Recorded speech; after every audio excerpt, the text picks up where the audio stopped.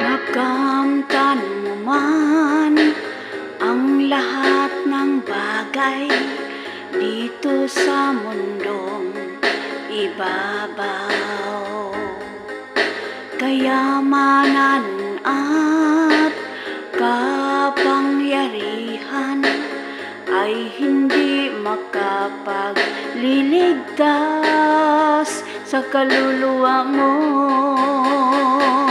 Mas naisin ko pa na maging isang dukha kung si Kristo ay kasama.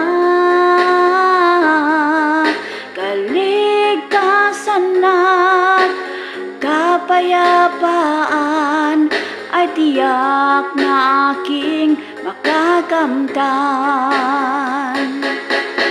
Siya'y papurihan at pasalamatan sa kaligtasang kanyang ibinigay.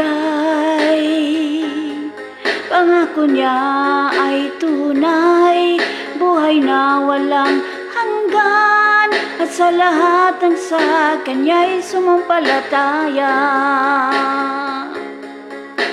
Siya'y papurihan at pasalamatan sa kaligtasang kanyang ibinigay.